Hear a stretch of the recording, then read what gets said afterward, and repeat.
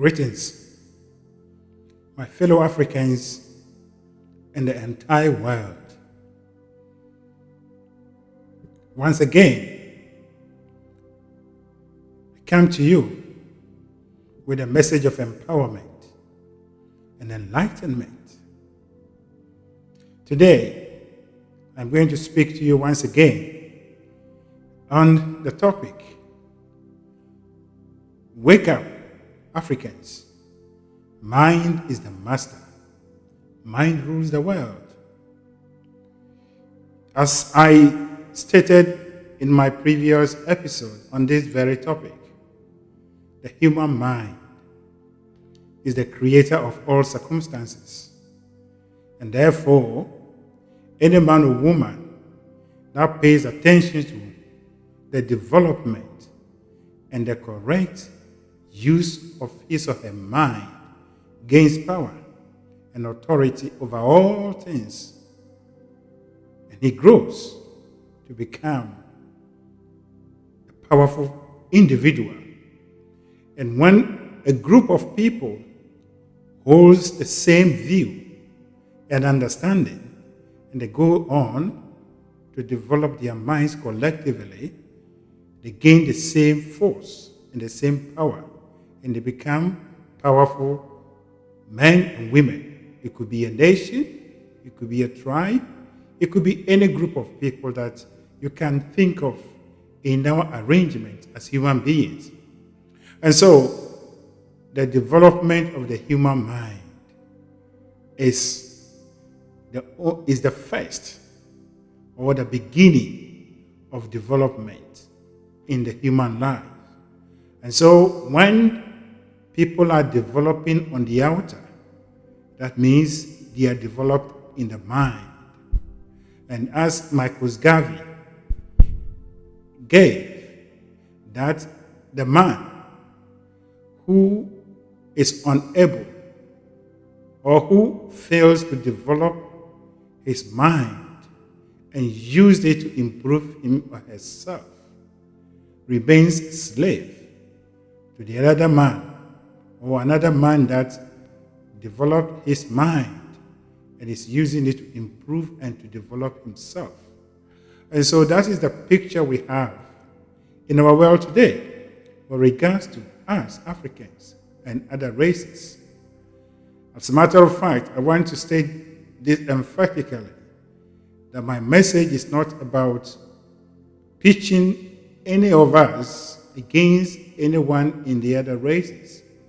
They are doing a very good job, which we must also learn from them and use it to develop ourselves. And that is how life has been. Civilization is just one idea, but it keeps going. So any group of people that have made themselves, their minds ready, they take up and develop themselves, and they become the leaders of the generation. And so today, I am encouraging you, my fellow Africans, that let us bring our minds home and let us put all ego aside and let us analyze our lives in relation to other people and see how they are using their minds and how we are not using our minds to improve ourselves. And so, when development is spoken of or is mentioned in the African context, the first thing that we mention is, it is the leaders.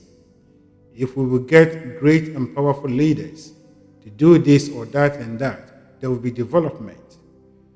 Yes, on the surface, this statement is true, but in the deep or at a deeper level, and as a matter of fact, that is a half-truth or a misconception.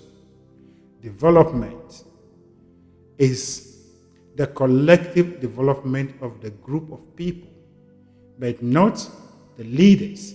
The leaders are there only to harness the powers or the minds of the various people in the group or the nation, and to give them a direction to be able to use their minds effectively. But where there is a leader and the people themselves are not at the level at which they can develop themselves and begin to look at their environment, their circumstances, and begin to respond to them, then the leader cannot do anything. And that is where we are. The African mind, as I have always been saying, is enslaved. And we have to liberate ourselves. So when it comes to development, and if we really want to move forward, then it is the individual people that we have to begin to develop their minds. And today I'm going to use examples. And I always challenge my fellow Africans that we find ourselves in the developed world. If you are in Canada, if you are in the US, if you are in the United Kingdom, Germany, France, you only have to sit down and analyze things. And when we see things, don't let us just walk past, or don't let us just enjoy these things, but let us begin to think and then compare these things to what we have gone through as Africans, and what our people are still going through. How come that these people have been able to do this and that, and we are not able to do that?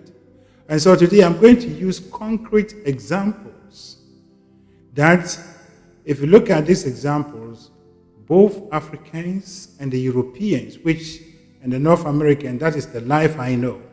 Yeah, we all started with the same thing. But you will see that the Europeans and the North Americans and even the Asians have been able to improve upon this, and they've moved on, whilst Africans, we are still holding on to the old ones. And so it means we are not growing, we are not developing. And so something happened to me today. And whilst I was going through this experience, what ran through my mind is what I'm sharing with you. We all know that we are in fall. And in fall, or if you are in United Kingdom, we call it autumn. In fall, the leaves are falling. It means winter is approaching. And as a matter of fact, even if you're in Africa, that is what we call dry season. I know West Africa in particular, we have dry season. So the leaves are falling. And it is the responsibility of the residents of every city, so to make sure that the leaves are collected. And then you put it in front of your house. Then the garbage collectors will come and collect it and then go and dispose it peacefully.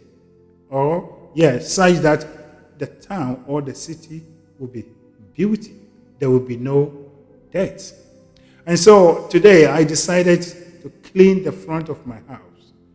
And what the tool I was to use to do this job was what we called leaf blower. There is a machine. It's like a vacuum cleaner, but this one, it blows air. That when you spark it, it blows air. So you use this air to blow the leaves, and then you gather them at one point, collect them and put them in the specialized bag, and then get it ready for it to be collected by the garbage collectors. And so when I got out in front of my house, and I look on my right, it's like as if it was arranged. About 3 or 4 of my neighbors were doing the same thing I was doing, and none of them was using a rake. None of them was using a broom, a brush. All of us were using these leaf blowers. Then I look on the left. It is the same thing. People in the vicinity, in the community, are cleaning in front of their houses. And guess what? What are they using? They're not using brushes. They're not using rakes. But they are using leaf blowers. Then it came to me that how did we come to this point as human beings?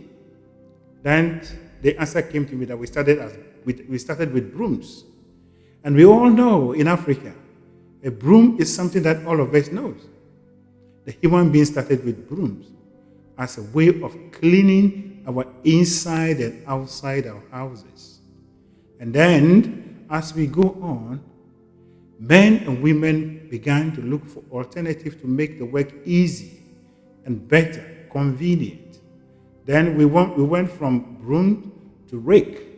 And so we had a rake that you used to, especially on the outside, The rake is used to collect like rubbish, leaves and other things. Then you gather them and put them in a bag for it to be disposed. And then inside the house, we were using broom as well. And then the broom came, and what came to take over broom was what we call the vacuum cleaner. And so we started using the vacuum cleaner. But today I want to base my analysis on the outside of the house, of the home. And so we use this machine, and within a couple of minutes, I have finished gather the leaves and put it in a specialized bag.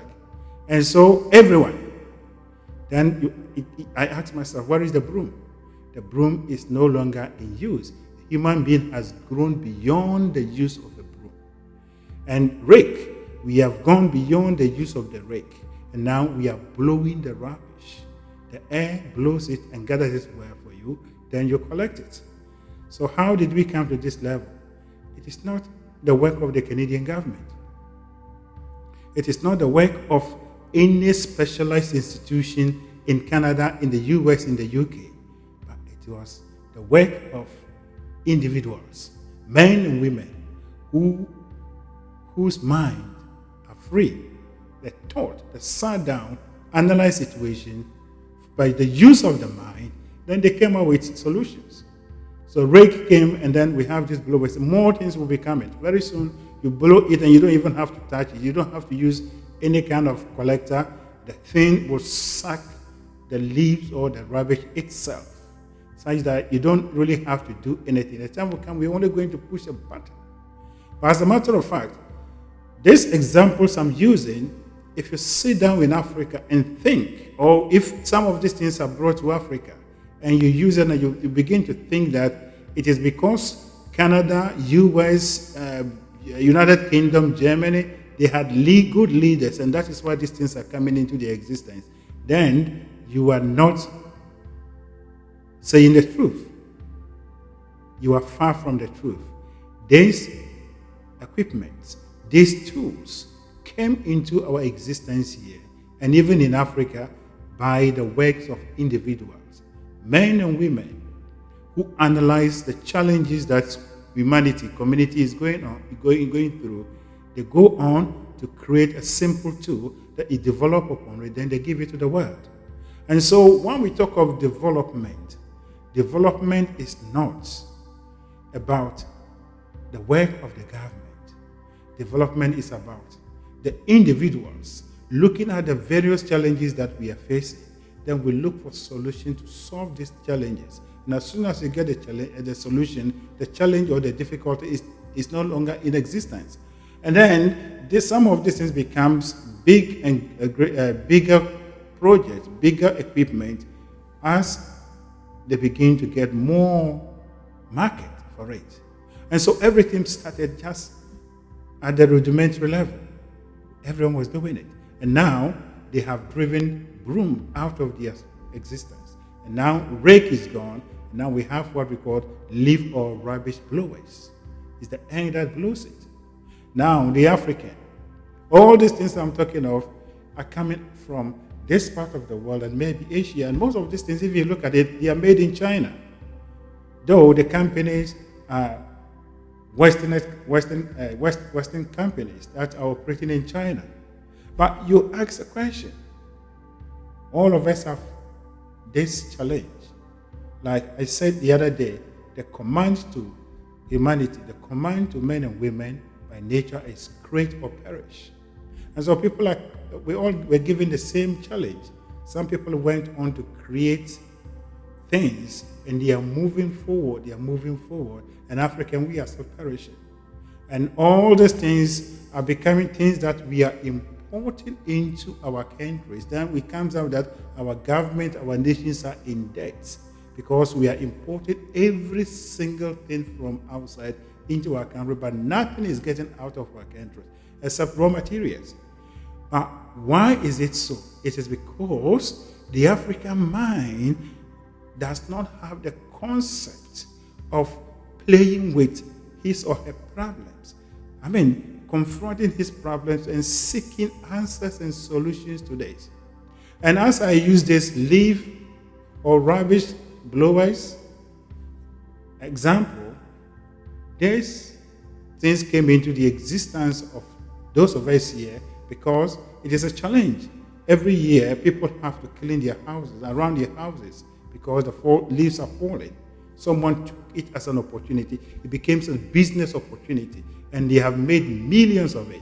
As a matter of fact, where I used to work downtown Toronto, every morning when you are going to work, at some point, you will see people standing there giving out new kinds of food that they have created and they are bringing it into the market. You see some equipment, toys, and other things. People every day, new things are coming into the system. But in Africa, what is coming? Nothing. And so, all these are indications of the fact that the African mind is dead to creation. And this is the time that we have to set ourselves free. There is a kind of mindset that we have put upon ourselves. The mindset is that everything has to be done for us. We sit down and look at things, we procrastinate, and the only thing we do is to pray to God to bring some people to come and solve it for us. So this rake, we all started with broom, rake, and now we have the leaf blowers. In the same way, Africa, we have our situation, we have our challenges. When you look at Africa, our lands are more or less dry for the whole year. And for that matter, we have what we call dust. And so when you go to Africa and you look at the houses, the louvers that we have, there is collection of dirt on people's houses.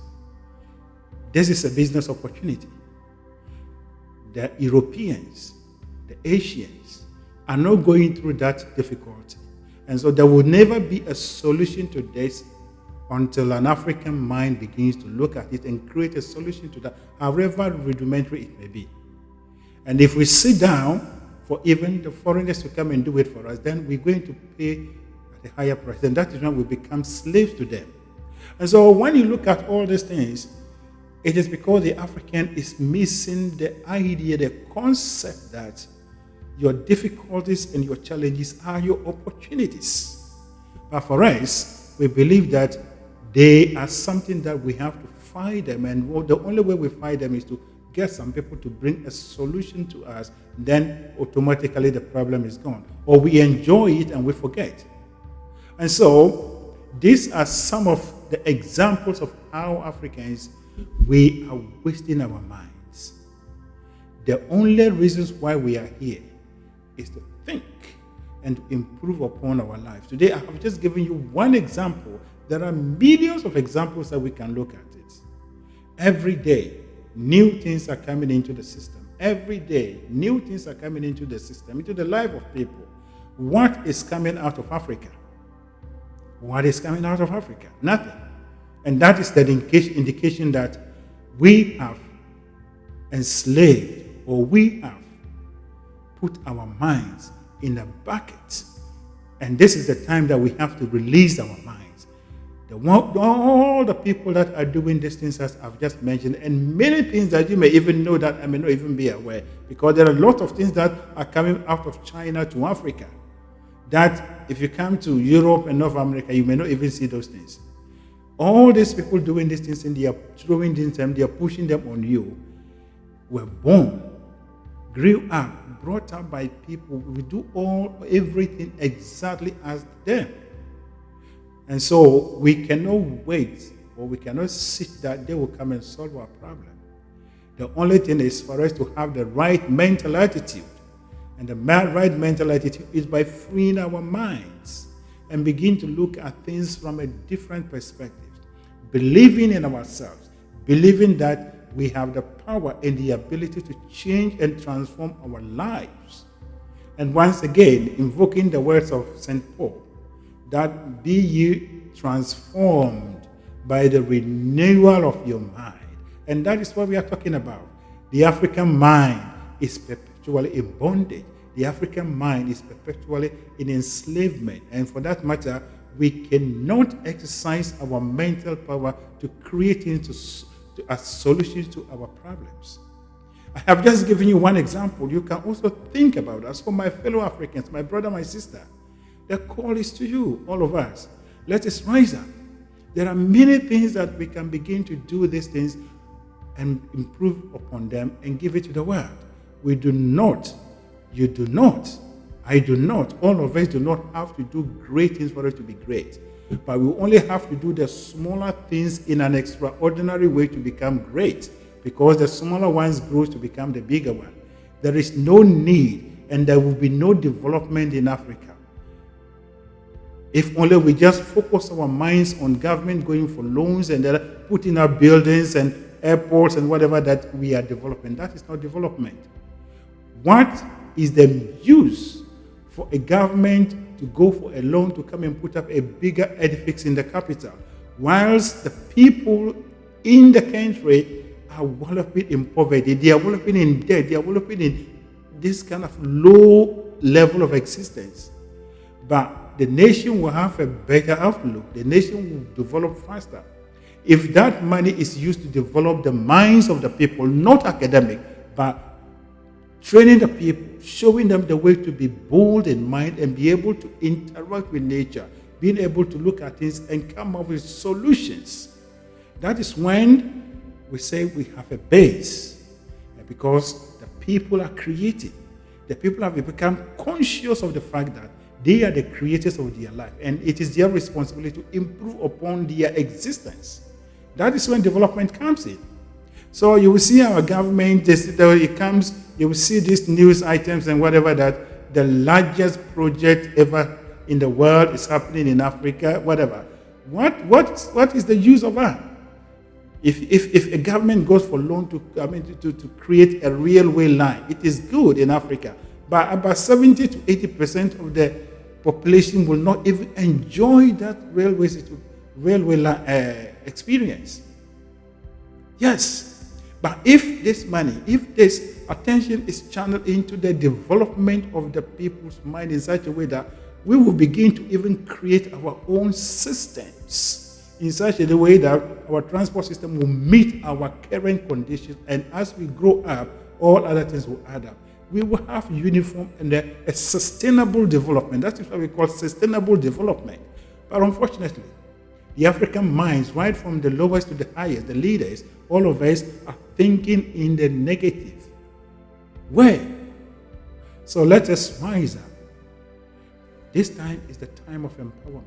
This time is a call unto every one of us. There is something in the equation of the African that we need to confront with all our minds. And that is our mental attitude, our mindset. The mindset of the African, the personality of the African, whether in the diaspora or on the continent, is that we wait that some people will come and do things for us. And as a matter of fact, even if you go to the Caribbean where we have black people in a control of affairs like Jamaica and other places, it is just the same as those in Africa.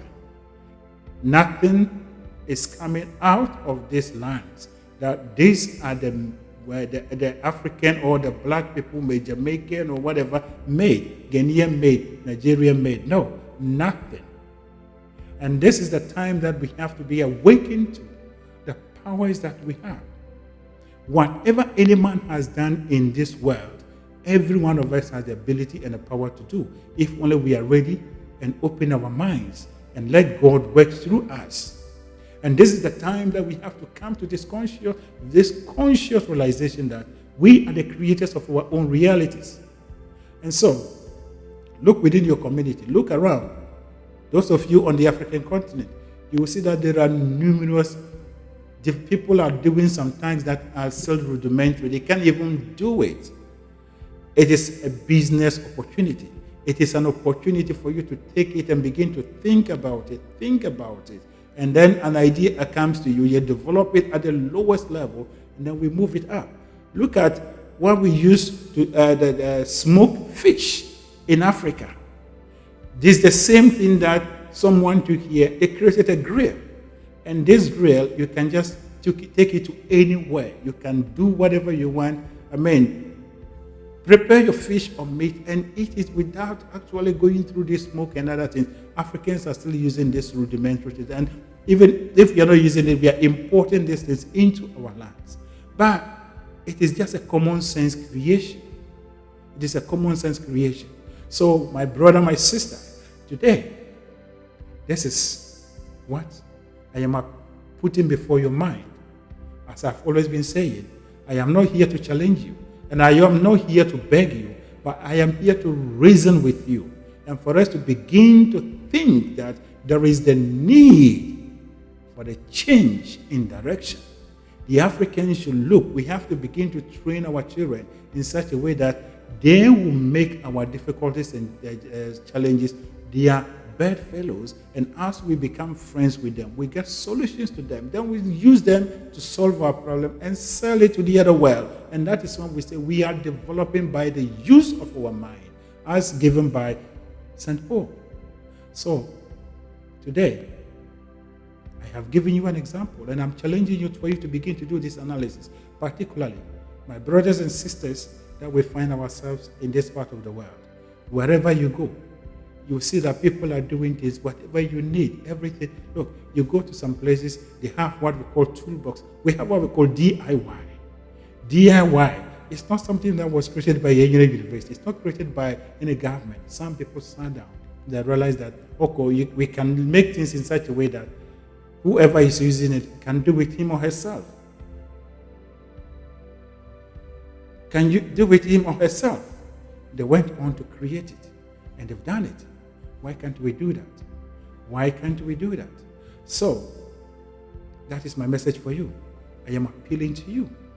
And I am here to reason with you that it is time for us to begin to awaken the African giant, the giant within us, and that is the subconscious mind, the power within us. And when we begin to think, we begin to emotionalize ideas or great and wonderful things, putting the right images to this great giant or the subconscious mind within us, it will reveal to us solutions, answers to our problems, such that we will do all these things and hand over them to the world.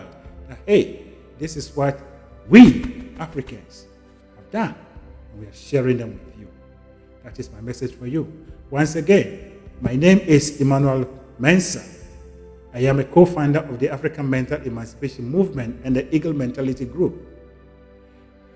Our determination and our drive is the complete emancipation of the African mind, awakening our own inner spirits, and using our mind positively and constructively to confront every challenge, every situation that we have on the African, and get the solutions to them and develop them to a level and give it to the world, such that we will be developed and our creations, our own creations will go on to impact other people in their life. And that is when we can say that we are developing and we are also developing other people. So be ye transformed by the renewal of the mind or of your mind is the main thing that we are doing at African Mental Emancipation Movement. And that is why our slogan and the slogan for every African right now and forevermore is mind is the master. Mind rules the world. Once again, I encourage you as you listen to me that subscribe to our channel and join our community. Let us join our minds together. Let us join our forces together to impact one another and transform our continent, our countries into a place of abundance, a place of beauty, a place that we have all men and women living side by side, enjoying and showing the glory of God. Let us come together and work tirelessly to bring to realization the dream of Dr. Martin Luther King on the African continent. Now we have the African, Black Americans, and even those of us from Africa living side by side with the white people and all other people. We should see the same thing on the African continent. And that is when we can say that, yes, we have worked tirelessly to accomplish the desire, the dream of Dr. Martin Luther King. That is my message for you. If you want to, once again, I invite you to contact us. If you want to contact us, please contact us through the email that is at the end of the video. We are ready. We'll be happy. We are happy to receive you, to join our forces together, bring Africa together. And my challenge to you, my fellow African in the developed world, as you go about, as you do your own job and other things, begin to observe all these things and let us use them to empower ourselves. How people are improving their lives and bringing development in their life. And that is when we can say that we are creating and moving a sustainable development on the African continent. Thank you, and God bless you.